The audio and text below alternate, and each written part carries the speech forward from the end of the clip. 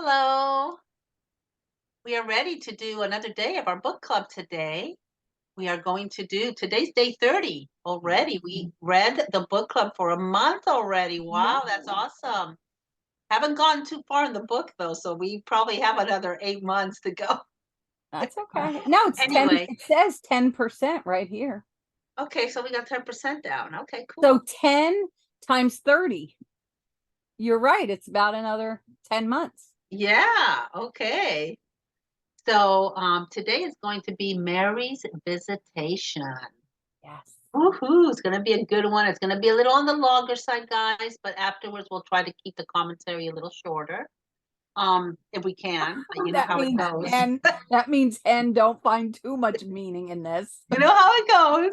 Anyway, I so let's get started. I just need to find my bookmark. don't know if it's possible, I'm already loving this page.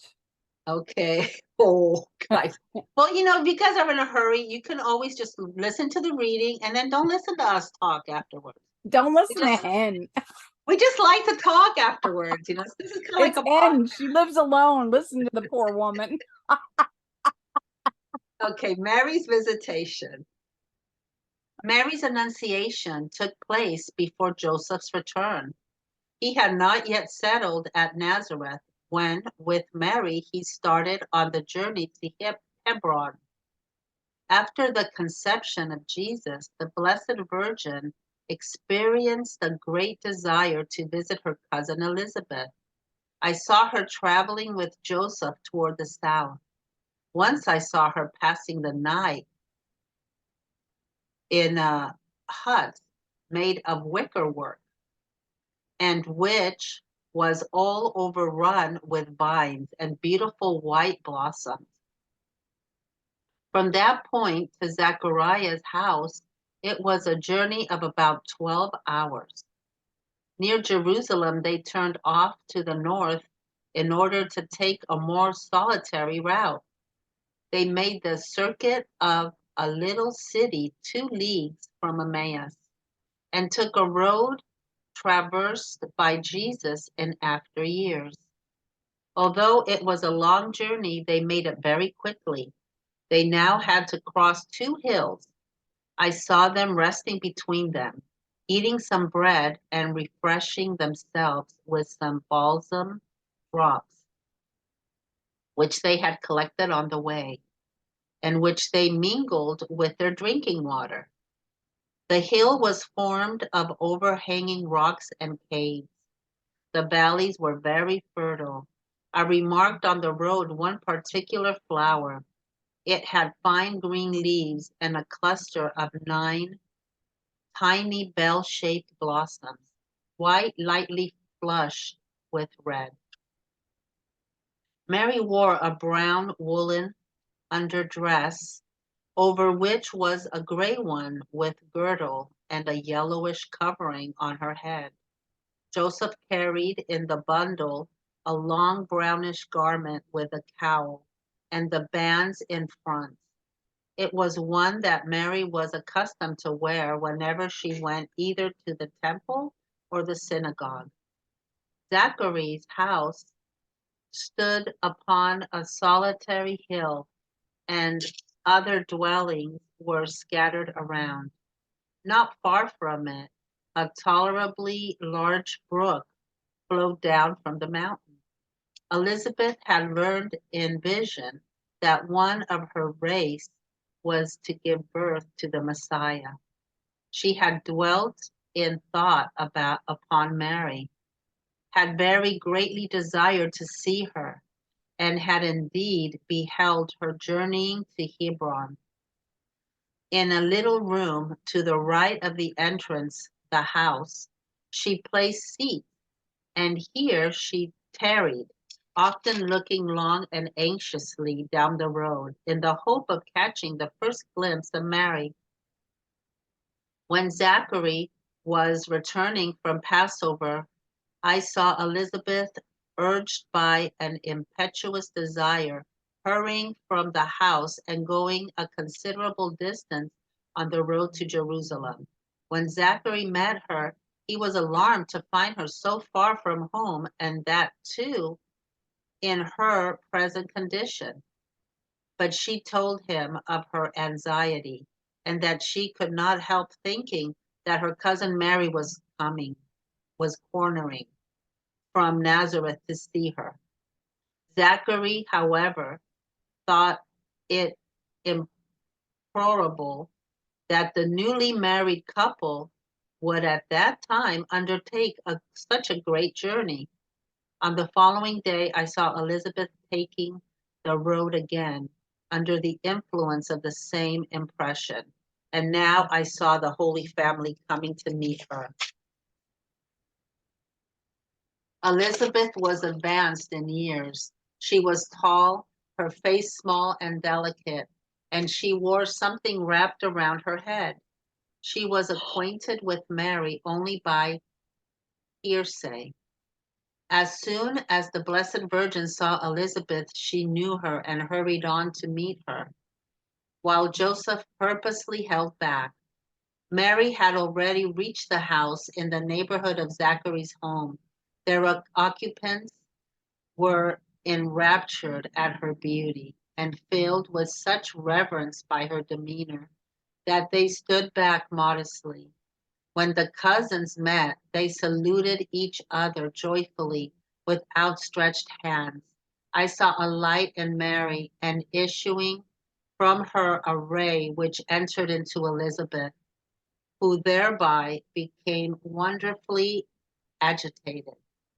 They did not pause long in sight of the beholders, but arm in arm passed up the courtyard to the door of the house, where Elizabeth once more bade Mary welcome. Joseph went around to the side of the house and into an open hall where sat Zachary. He respectfully saluted the aged priest, who responded in writing on his tablet. Mary and Elizabeth entered the room in which was the fireplace. Here they embraced, clasping each other in their arms and pressing cheek to cheek. I saw light streaming down between them.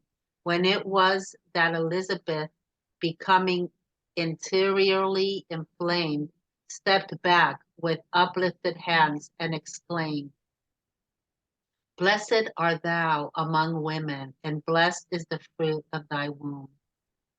And whence is this to me, that the mother of my Lord should come to me?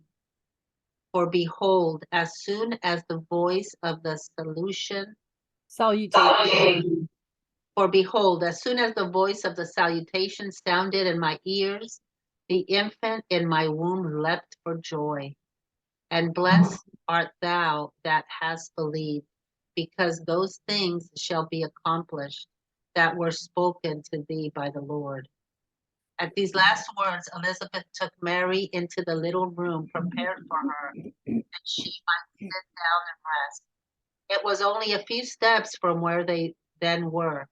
Mary released her hold upon Elizabeth's arm, crossed her hands on her breast, and divinely inspired, uttered her canticle of thanksgiving.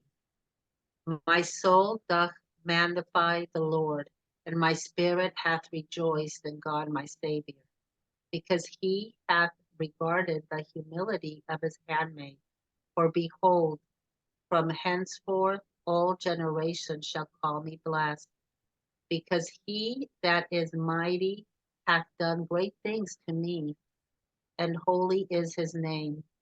And his mercy is from generation unto generation, to them that fear him.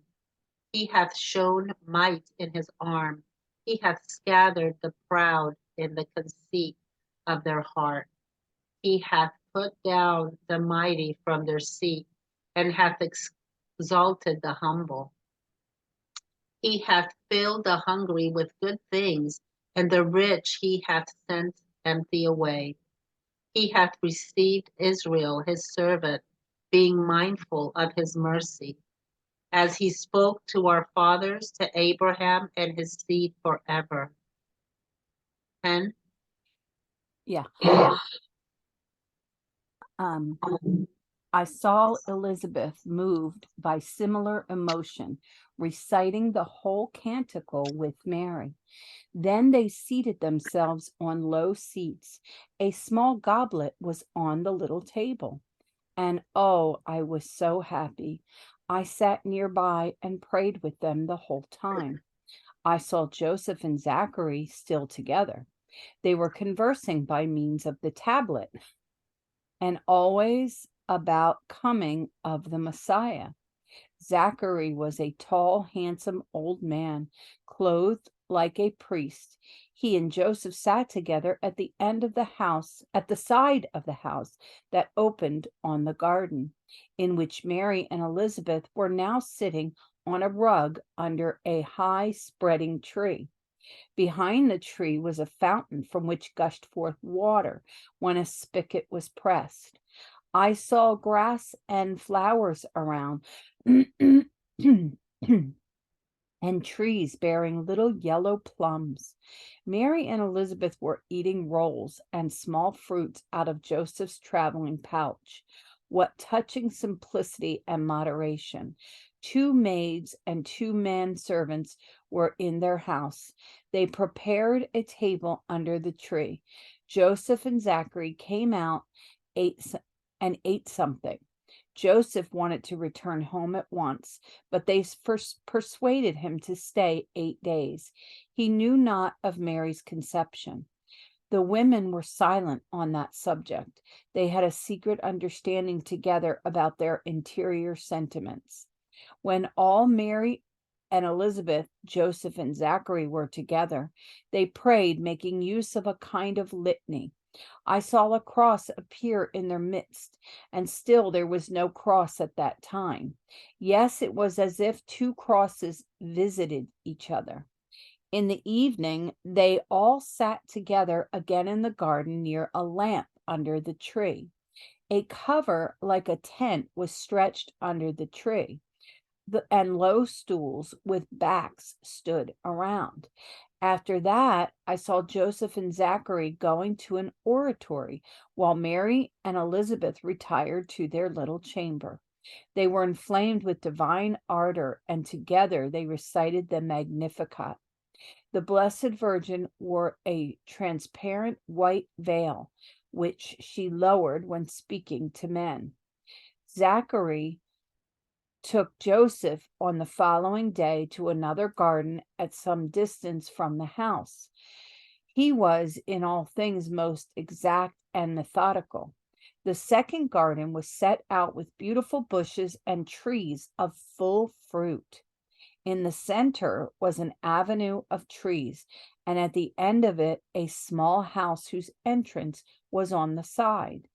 Above were openings with slides like windows.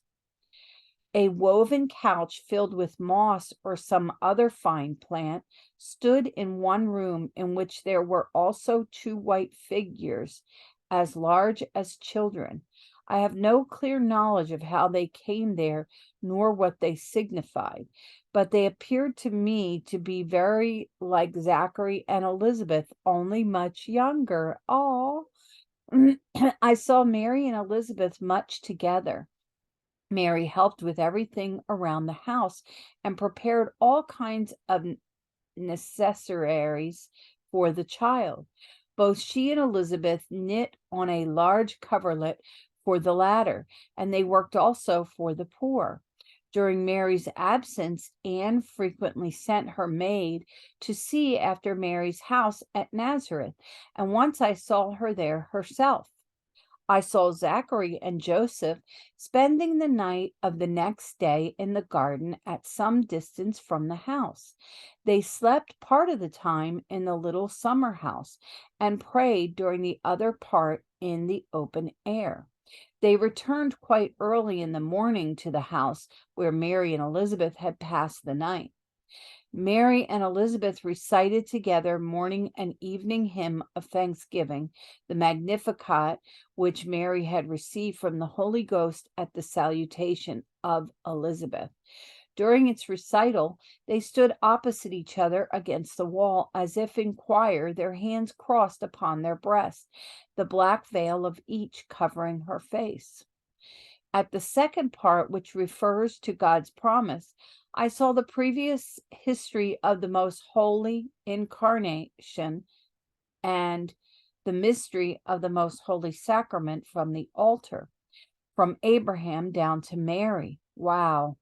I saw Abraham sacrificing Isaac, also the mystery of the Ark of the Covenant, which Moses received on the night before the departure from Egypt, and by which he was enabled to escape and conquer.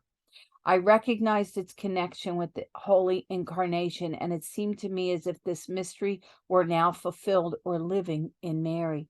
I saw also the prophet Isaiah and prophecy of the Virgin, and from him to Mary visions of the approach of the most blessed sacrament. I still remember that I heard the words, from father to father down to Mary, there are more than 14 generations. I saw also Mary's blood taking its rise in her ancestors and flowing nearer and nearer to the Incarnation. I have no words to describe this clearly. I can say only that I saw sometimes here, sometimes there, the people of different races.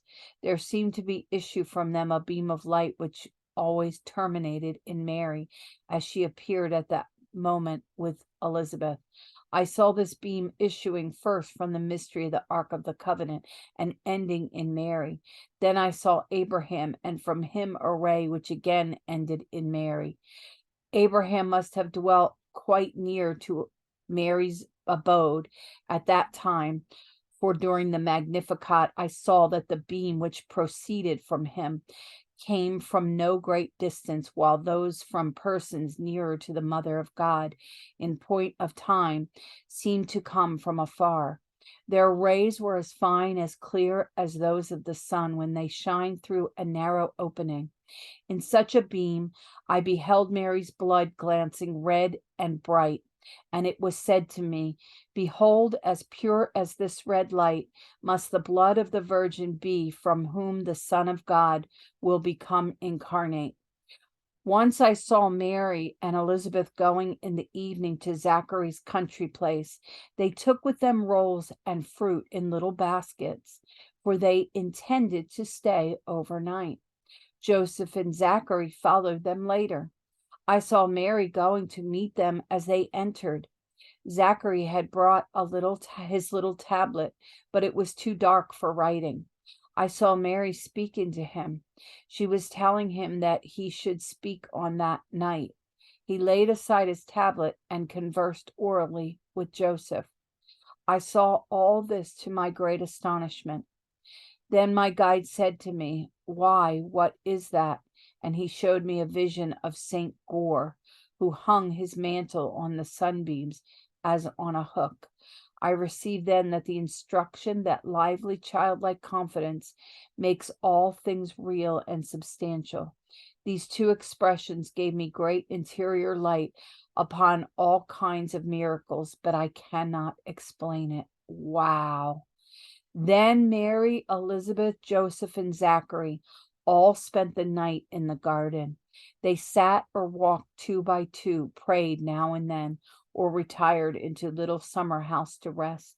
I heard them say that Joseph would return home on the evening of the Sabbath, and that Zachary would go with him as far as Jerusalem.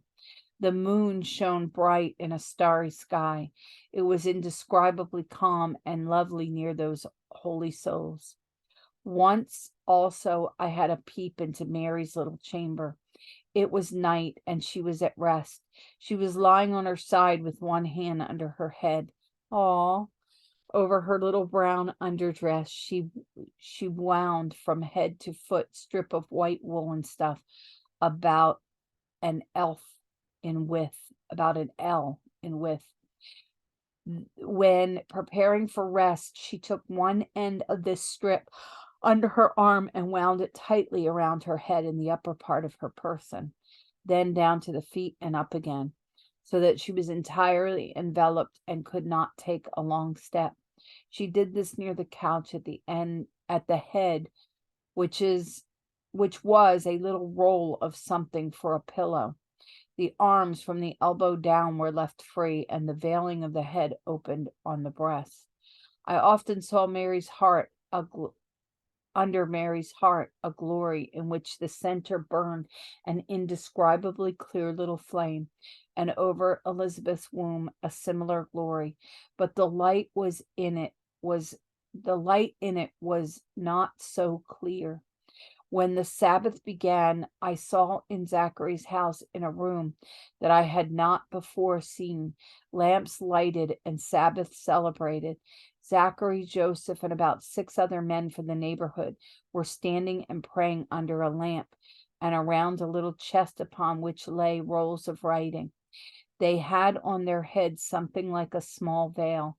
They did not make so many distorted movements of the body as do the latter day Jews, although like them they frequently bowed the head and rested the arms. Mary, Elizabeth, and 2 other women stood apart in a grated partition from which they could see in the oratory. They were entirely enveloped, their prayer mantles over their heads. Zachary wore his festive robes the whole of the Sabbath. They consisted of a long white garment with rather narrow sleeves. He was girded with a broad cincture wound many times around him. On it were letters, and from it hung straps. This garment was provided with a cowl, which hung in plaits from the head down the back like a folded veil. When he moved or performed any action, he threw this garment rolled together with the ends of the girdle up over one shoulder and stuck it into the girdle under his arms. His lower limbs were loosely bound, and the strip enveloped them, fastening by the straps that kept the soles in place upon his naked feet. He showed this priestly mantle to Joseph. It was sleeveless, wide, and heavy, and very beautiful, flashing with white and purple intermixed. It was closed on the breast with 3 jeweled clasps. When Sabbath was over, I saw them eating again for the first time. They took their repast together under the stress in the garden near the house. They ate green leaves previously dipped into something, and sucked little bunches of herbs which too had been soaked. There were little bowls of small fruits on the table and other dishes, from which they partook of something with brown, transparent spatulas. It may have been honey that they were eating with horn spatulas. They were also little rolls, and I saw them eating them. After the meal, Joseph, accompanied by Zachary, started on this journey home. The night was calm, the moon shining, and the sky studded with stars. Before parting, all prayed separately. Joseph took with him his little bundle, in which there were a few rolls and a small jug of something. Both the travelers had staves, but Joseph was hooked on top, while Zachary was long and ended in a knob. Both had traveling mantles, which they wore over their head. Before starting, they embraced Mary and Elizabeth, alternately pressing them to their heart, but I saw no kissing at that time. The parting was calm and cheerful. The 2 women accompanied them a short distance, and then the travelers proceeded alone. The night was unspeakably lovely. Mary and Elizabeth now returned to the house and went to Mary's chamber. A lamp was burning upon a bracket on the wall, as was usual while Mary slept or prayed. The 2 women stood facing each other and recited the Magnificat. They spent the whole night in prayer. For what reason I cannot say now. Through the day, I saw Mary busy with all kinds of work, weaving covers, for instance. I saw Joseph and Zachary still on the road. They spent the night under a shed. They took very circuitous roads, and I think visited many people, for there were 3 days on their journey. Again, I saw Joseph at Nazareth. Anne's maid took charge of the house for him, going to and fro between the 2 houses. With this exception, Joseph was entirely alone. I also saw Zachary returning home, and I saw Mary and Elizabeth reciting as usual the Magnificat and doing all kinds of work. Toward evening they used to walk in the garden. There was a well in it, a rare occurrence in this part of the country. Therefore, travelers always took with them a little jug, some kind of juice to drink. Sometimes also, and generally toward evening when it grew cool, Mary and Elizabeth walked some distance from the house, for it stood alone in the midst of the fields. They usually retired about 9 o'clock and always rose again before the sun. The Blessed Virgin remained with Elizabeth 3 months until after the birth of John, but she returned to Nazareth before his circumcision. Joseph went to meet her halfway on the journey and for the first time noticed she was pregnant. But he gave no sign of his knowledge and struggled with his doubts. Mary, who had feared this, was silent and preoccupied, thus increasing his uneasiness. When arrived in Nazareth, Mary went to the parents of the deacon Parmenas and remained some days with them. Joseph's anxiety had meanwhile increased such a degree that when Mary returned home, he determined to flee from the house. Then the angel appeared to him and consoled him. Wow. Wow, wow, wow. Well, one of my biggest questions have been answered here. Really? Which is the Blessed Virgin remained with Elizabeth 3 months until the birth of John, which means that she was there for the birth of John. Many times. I thought we knew that. So many theologians have debated on that. If Mary was there during his birth, or did she leave before his birth, or was she there during his birth? And it looks like she was there during his birth. She had to be there. She left before the circumcision. I know, but a lot of That's people, interesting. because of the way it's written in the Bible, have had that question.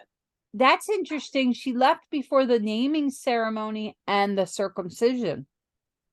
Yeah, but that's why the question was she there when he was born or not? But of course, because she had to help. Right. Back then, and also the question of, they didn't have hospitals. Joseph, and also, was Joseph with her? Did Joseph go with her? Why would she go by herself? No, she went there with him. She went there with him, but then he went back home. Exactly. So that's why the whole thing that he wasn't there during, he's not mentioned at all, and all, that's why, because he left. He just accompanied her for the protection part. Right. And then on the way back, he met her halfway. So that's good. Well, you know me, I got so much more. Oh yeah, I know. So here we go. Here we go. Once I saw her passing in the night in a hut made of wicker work, which was overrun with vines and beautiful white blossoms. Jeanette, how beautiful is that? Yeah, very nice. Very nice. I love that. And then what else jumped? And then they were sucking on balsam drops.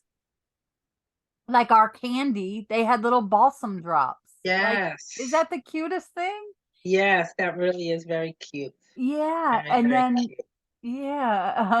And then I was going to ask you, what is this with fine green leaves and a cluster of 9 tiny bell-shaped blossoms, white, lightly flushed with red? What is that?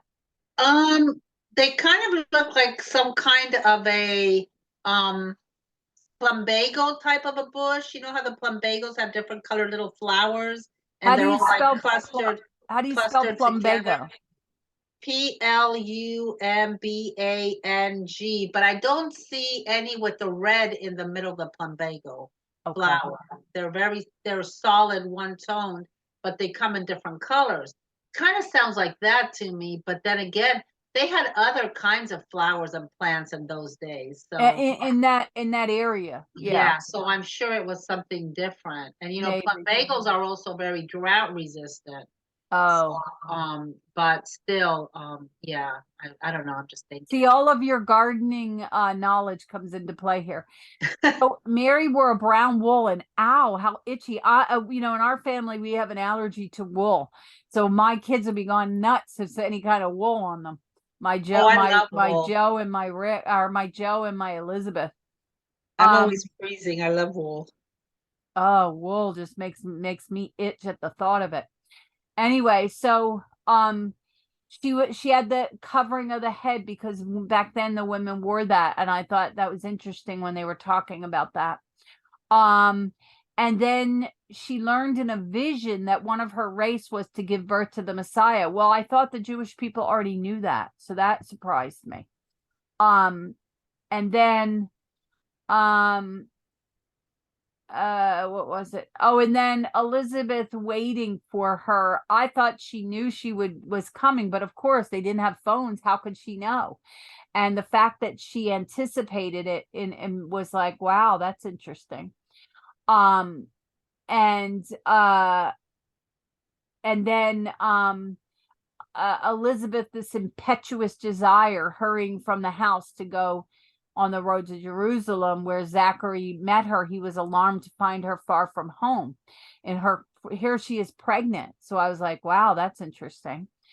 And then she had this anxiety thinking that Mary was coming to see her, and Zachary thought it improbable because, why would, how would she know, he was thinking. So he Yeah. didn't know about women's intuition, did he?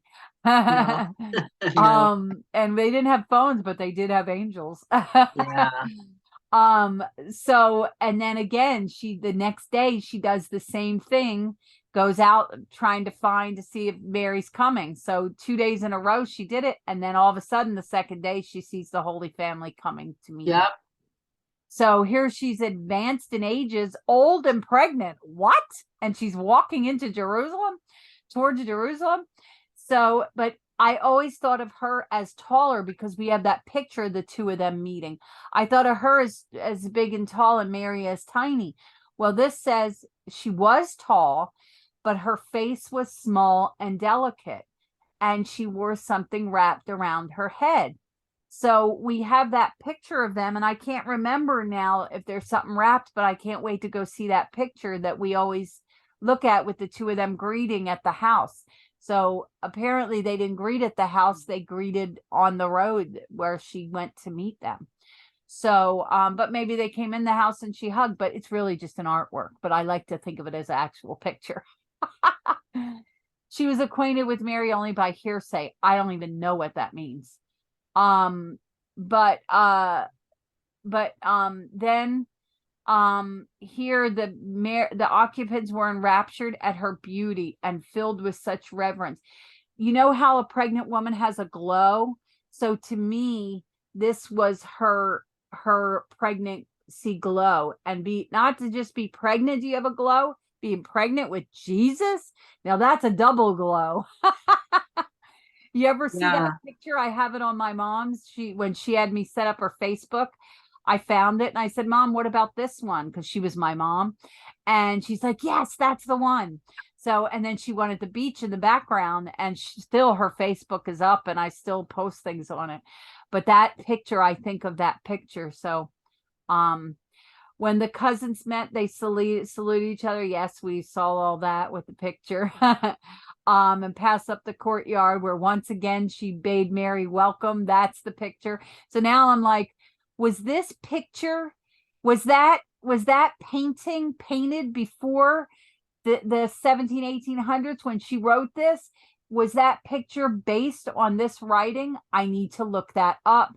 Or did Anne Emmerich see that picture, and that's why she said this? Because they didn't meet at the house, and they met on the road, and then when they got to the courtyard and the door of the house, they hugged. So I'm dying to know now if that artwork is from that. Okay, so let's see. And of course, Zachary's writing on the tablet because he can't speak, right? Yeah. So And then they embraced, pressing cheek to cheek. And I could see that because, they're covered in clothing, women back then. So when you remember when Trump, that guy that had no arms, and he reached up and he touched his face, and everyone thought how Oh, intuitive of him to realize, because the guy had no arms to shake. was So that Nick? that was Trump. With Nick, right? I don't know. Was that his name, Nick? I think so. Well, anyway, there's that famous picture that Trump, of him touching his cheek, and everyone thought it so intuitive of him to realize that you want to touch someone's skin when you shake their hand. So he touched his face, the only part he could see. So I thought that was beautiful. And he didn't touch a shoulder, which is disrespectful and dominant. He touched his face, which is very intimate. So that's what this reminded me of for some reason. Anyway, so here they go in, and there's this beautiful fireplace. I love stone fireplaces, and there seemed to be a lot of stone and masonry. I don't know if they had bricks, but they had stone. And then she saw a light streaming down between them. Then it was Elizabeth becoming interiorly inflamed. So here, both of their pregnant bellies, like Mary's consecrated John the Baptist right then and there. That must be when he jumped. Yes. And when then John jumped with enthusiasm in her belly. Then it was that Elizabeth became interiorly inflamed, stepped back with uplifted hands, and blessed art thou among women, and blessed. That's when she knew. That light came into her, and she knew. So at this time is when the Magnificat was made. Right. And here they started saying it. And they kept praying it, the exact words, and they remembered every word, and they prayed every word, like the following days of her visitation, which was amazing. Yes. And Mary probably is the one that gave this to the apostles to put in the Bible. Yes. So, yeah. How would they know otherwise? Exactly. Okay. Exactly. So when hearing all this, remember, she's reading, she's also, well, I'll say that when we get to that. Okay. So here they are saying all that, and of course, what does Mary do? Magnify the Lord. The Bible even says it. Mm-hmm. So magnifies the Lord. Yep. Yeah. And then when they say canticle of thanksgiving, all women should be saying this when they during around pregnancy. They should, this should be a new tradition of women doing the canticle at pregnancy. And I could just see birthing centers that are Catholic having the words all over the walls of the canticle. Could you imagine how beautiful that would be? Having artists like your daughter in there painting it. Wow. And right. And the canticle of thanksgiving. We should also be saying it over our children at Thanksgiving, right? Yes. That should be a new tradition.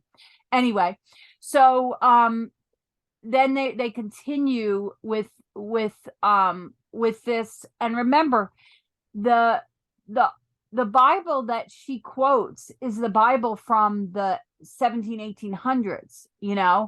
That was just when, remember, the printing press just came out about that time. So, they didn't necessarily have copies. A whole Bible was like $70,000 today, or $100,000. So she didn't have that to write word for word in this book. So I just really wonder,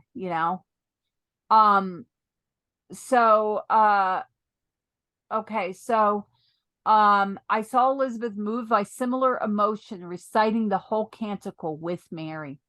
So, and then hearing the describing of the tables and the seats, and Zachary, tall, handsome old man, clothed like all of this, and then 2 pregnant women. She's 6 months pregnant, sitting down on a rug on the ground. Like, what kind of flexibility does an old lady have? Oh yeah, pregnant? Oh yeah, because they're sitting on a rug. Well, they never stopped moving in those days. And they weren't like us sitting down on the couch watching Netflix. They didn't even probably have beds. No, they had maybe beds. They slept on the floor, on a mat. No, they had cots. Like, Cots, supposedly. yeah, Yeah. like, the They didn't have the comfortable people in beds like we do. Japan, the Right. Oriental people, that's why, they're so awesome and shape and stuff. It's because Right. they're always on the floor. And Yeah. also you got to be cleaner, the cleanliness that requires. Yeah.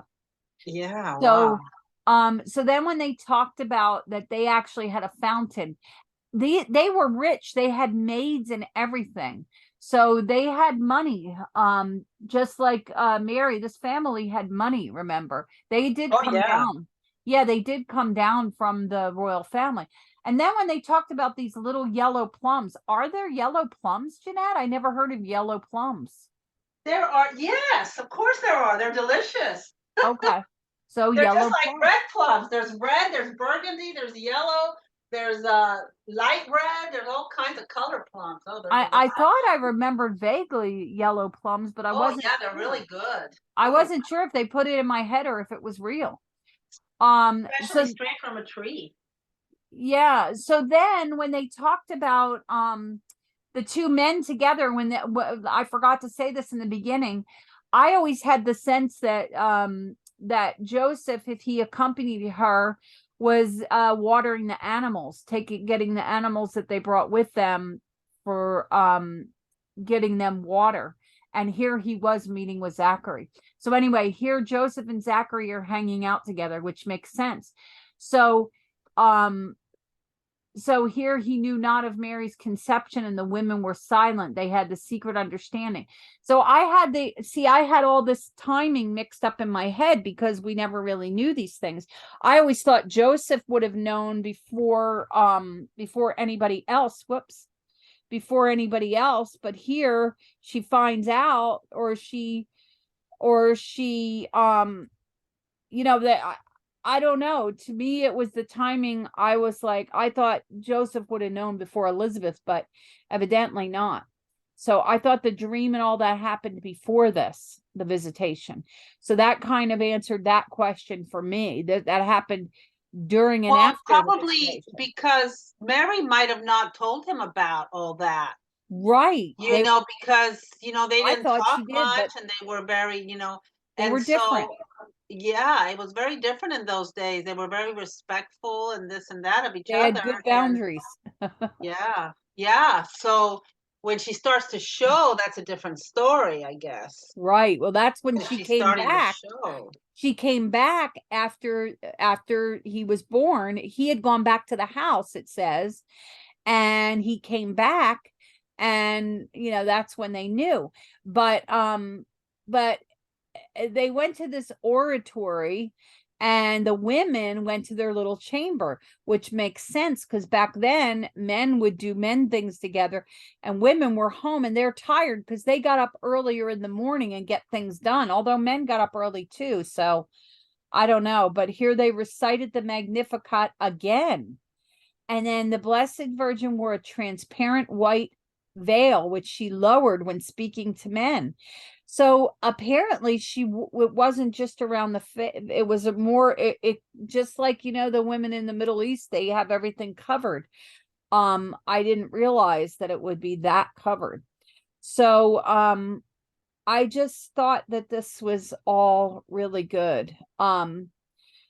And then they talked about the fruit all around them. They didn't have grocery stores. They had fruit and they ate the fruit. Oh And yeah, that's the best way to. Oh my gosh, I don't care if it's Cheesecake Factory, and I love Cheesecake Factory desserts. There's nothing in this world that could be more delicious than a peach perfectly ripened from a tree, directly eaten from a tree. I've had that in Argentina, and there's nothing. There's no comparison. Any they dessert. say heaven is like that and better. Oh my gosh. They say the earth reflects heaven. So it's Oh, because every time you hear those NDEs, they talk about to eating me, the fruit. that's the most ultimate experience is So to you eat do a eat in peach heaven. straight from a peach tree. Really? You do eat in heaven? I thought you didn't eat because you didn't need Listen, to eat anymore. in near-death experiences, they say heaven reflects earth, and people talk about going up and eating Oh, a piece of fruit. They said with oh, a flavor outside of this world. Oh my goodness, I can't wait. I'm telling you, we won't get fat in heaven, Jeanette. Well, we got to make sure we get to heaven, girl. Oh God, please, We got a please, long Lord, way to go. please. That's what all this is about that we're doing. Anyway, so I thought that was interesting about all the thing. And then when they talked about these little white figures, you know how they said we didn't have pictures back then, and you talked about them Oh yeah, because sculpting people sculpting would things. carve. People would Carved, yeah. carve people's images, and then they'd carry them around like a Like a picture. picture. And Yeah, in so those days, that's what they did. yeah, and so here it is. Also, the woven couch filled with moss or some other fine plant. You know, they didn't have sewing stores where you go and you buy cushions. They had to No make them with sewing studio. moss. Oh no. Yeah, they had to make them with moss and plants. Yeah. Isn't that amazing? So anyway, so Mary helped with everything around the house because remember Elizabeth's big and pregnant. And then they knit. They're sitting around knitting, like Oh, like you're always doing knitting and stuff. I Like, love it. and then it says, and they're here they are pregnant, and they also worked for the poor. They also worked for the poor. They are doing their charity while they're taking care of each other, and they paid their maid or whatever. So I just thought it was interesting. And then they talk about that they spending the night in the garden. Could you imagine? And they had to be up and down because you think about animals back then that could have come to and hurt them. So it sounds like they were doing watches of animals watching in between while they're sleeping, like the men guarding the camp kind of thing. So Yeah. that's what I saw there. And then it says here that Mary and Elizabeth recited the evening from Thanksgiving and the Magnificat, which Mary received from the Holy Ghost at the salutation of Elizabeth. Right there, Okay, so Mary received that from the Holy Ghost. that's what it says So here. that wasn't just, yeah, I didn't remember hearing that when I read it or when you read it, because then Mary didn't just make that up. It Right. came from The the divine. Holy Yeah. Spirit gave it to Yeah, her. okay. Yeah, it says it right here. That's So awesome. so we learned a lot today. And so here, what else? Oh, and then when she saw the histories in her mind, the flashes of histories and the lights between Abraham and Isaac, like all the covenants and the mystery of the Ark of the Covenant, and then it ends in Mary. Abraham ends in Mary, these beams of light. Like, remember we talked about the artist producing something for each of her visions? Like Kim should do these like icons, which we're so excited that Kim is going to be teaching us. We I text her and I'm like, I sent her that form thing about icons with that young girl who went to school in New York, and I was like, Kim, do you know about icons and all? And would you be willing to give us a class at Jeanette's house? And then afterwards you told me to tell Natalie, and Natalie said we could do it at the church, and I'm like, yes, perfect. So I told Kim that Perfect. after I talked to you guys last night on Zoom. I text Kim. I said, I'm sorry to text late. It was 9 o'clock. I said, but I'm so excited. Natalie's going to try to find out if we can have it at the church. She got excited, but then she's like scared because she said, I've given workshops, she said, but I haven't given like an 8-week course. And I said, you're going to do fine. Think of it as 8 workshops. So I'm trying to make sure she feels built up and, Oh and my gosh, that's awesome because that's maybe putting her in a new place to maybe get a little income in and spread yeah, because we're going to pay and her like, evangelize. $5 each of us pay her $5 a class. It'll give her a little income. Yeah. And So if anybody's in the area, just you can contact Hen through Messenger and she'll give you the info. no, not through Messenger. I get too many messages through my Oh, email. okay. So then on the Mama comments, Hens, yeah, Mama Hens at yeah. catholicteaching.org or dot. I'll send it to you at Okay, she'll send I'll it. say I'll put it in this. Anyway, so she learned about icons from sisters. Kim. from nuns. That's so awesome. Oh my Yeah. gosh. So she said, I'm not an expert. She said, but what I'm going to be teaching you is what I know. And I said, that's fine. That's all we're looking for. We don't care if you're some expert. I forgot to send you guys the paintings. I'll send it when we're done. I don't want to put them on the internet because that's her personal and she may not want that. But anyway, so Kim is excited. And she's like, it was a blessing from God, all of this, she told me. So maybe this is meant to be, Jeanette. Yes, do you see how by reading and by keeping in the faith and keeping there's so much out there that we don't even know about yet. And we can get excited about that instead of all these other things that the world gets excited about. And that's not gonna help us get to heaven in any way. Yes. Right. We need our goal has to always be to become a saint. Our goal is always to become a saint. And to be united with God, to be up there. And what he wants us to spread. But do you see how someone could, like Kim, maybe we will inspire her to do picture. Maybe we'll inspire her to do pictures of Anne Emmerich's visions. Right? Oh, that would be awesome. Yes. So, wow. There's so many.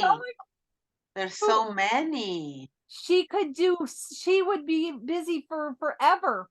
Anyway. Or she can write little pictures on a little notebook thing, and then she can share with people. Anybody that's interested in something that really stood out to them, then they can commission her to do that in a portrait. Right. Well, not only that, she could do each one and put it on she could put it on t-shirts and sell them. She could put it on, it's like, hold on, someone's calling me. I gotta pause. So here, she did all of these pictures. Like, could you imagine Kim making them into maybe icons? Ooh, right? Yeah. Right? You have to watch that film about evangelizing through art on forum.org, Jeanette. It's so good. Please watch it. I'm trying. I just have so much to watch. I know, but that's important. We're going to have a group on icons and you need to understand them. Okie dokie, girlfriend. Okay. I'll do it. All right. So here we are, this mystery now fulfilled in Living in Mary. That has to be a great icon picture. Okay, these beams of light, gorgeous. I just can imagine it in artwork. And I'm going to look up to find out if that artwork of her and Elizabeth embracing at the door came from this, or if she would have seen that picture. I'm dying to know that. Okay. And then listen, what about this, Jeanette? Behold, as pure as this red light must the blood of the Virgin be seen from the Son of God to be incarnate. Blood red, we think of a red light as the red light district. This is a whole new red light. Oh, yeah. It's definitely. Wow. Definitely. Wow. And then I thought this was interesting, going to Zachary's country place. Remember, they have money, so they have two houses. They have a little country place, and they bring the fruit with them. And this is a beautiful day that they had together, and then spending the nights in the gardens and, and then what is this? It says, the guide said to him, evidently Anne Emmerich has a guide, Anne Catherine Emmerich. She says, why? What is that? And then he showed her a vision of Saint Goar. Who the heck is Saint Goar? I don't know. We gotta look him up. You want to pause? Pause. Do you want to do that? Okay. Pause. Well, Jeanette made me look this up. And here is early saint that they would have known in the 1800s, because this is Saint Goar, and he was from 575. Just like we love our saints, they loved their saints, and they were Jews. right? Oh, because those are saints from their time. Right. Okay, I Just got like, it you now. know, the Protestants always pick on us about our saints. Look, the Jews, that our Christianity came from them. Yeah. And look, Okay, got here's it. Saint Goar. He was a priest and a hermit. And it talks about a light, something about a light here. So I'm going to, Oh, yes. And very cool. wait, what did it say about a light? I thought it said something about a light. A city in Germany. So, the bishop took this sign for he was a magician and a miracle that he was not noticed. Yet, okay, Saint Goar mistook the ray of sunshine for a coat hook and suspended his cloak upon it. That is what she's talking about. So she had that vision of what took place in this saint. They connected with their saints like we do. Jeanette. That's awesome. Right? How exciting. Yeah. So I'm going to link this article. Jeanette. Oh my gosh. I'm so glad you made me stop and look this up. I love it. Yes. And then it says spiritual bouquet from Mark's gospel. Thou shalt love the Lord thy God with thy whole heart and with thy whole soul and with thy whole mind and with thy whole strength. You know, that's just like a spiritual bouquet. Like I said, I'm going to have for Mother's Day my kids to do the rosary once a month, and each one will be like a rose each month. For my 1 year mother, I'm trying to make them commit to 1 year, once a month. I think it's the second week Sunday of the month. It will be a spiritual bouquet. So, I mean, I just got so much out of this. Our models and our protectors, Lives of the Saints. 575, July 6th. So from now on, July 6th, I'm putting St. Goar up. Okay. So here we are back at our reading. Jeanette, where are you? You're looking at all your little gifts. I'm coming. You got to stop being distracted with materialism, girl. No. I had to go to the restroom. Okay. And I'm back now. You're also excited about your daughter's you going to watch the movie How to Make an American Quilt tonight. That I told you is a perfect movie for mothers and daughters. I gotta share these earrings. I'm in love with these earrings. They're the cutest things ever. Look, guys. Aren't they the cutest things? Look at those little pink boots. She loves me so much, she has to wear me on earrings. I'm wearing you on earrings. Would you wear them? You want me to get you a pair? No, I am not doing that. Okay, I'm not like you. I am not that flashy. Oh, okay, I am. That's too much over the top for me. Anyway, so I think because every mother should watch How to Make an American Quilt before her daughter's wedding and make a quilt. And we got to get back to the old ways and maybe put the canticle on it. Yes. And I might put a word of the canticle in my quilt thing for your daughter. Anyway, so here we are. She had a peep in Mary's little chamber. How about that one? And this weird strip, a foot of a strip of white woolen all the way around, an L in width. What the heck is an L? And why is this strip wound around her and leaving her arm free? So bizarre. Like, I want to look that up too. Should I pause and look it up? Sure. Okay. Why not? That was too weird to me. Okay, I couldn't find anything about this weird white strip that they wound all the way around themselves. That was just too weird. I couldn't find anything. But anyway, so when the Sabbath began, okay. So I can't think of anything more. What else? They didn't make so many distorted movements of the body as do the Latter-day Jews. I don't know what that was all about. They were entirely enveloped, their prayer mantles over their heads. So I think of our mantillas. If you're very interested, if you're very interested in the customs and the, of the Jewish people, there's this one show on Netflix. It is amazing. Oh It's yeah. amazing. It's What called was it? Shtisel. Shtisel. I'll put a link in it It again. is amazing, guys. And there's where I learned all of the Jewish traditions and how amazing they are and why they're done. And it's just really good. It's a really good show.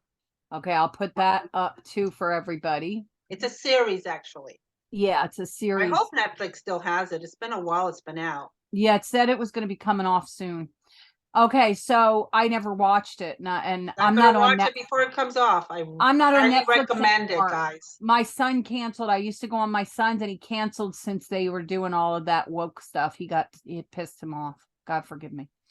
Okay, so here's all this stuff. It was very interesting, and their prayer mantles remind me of our mantillas.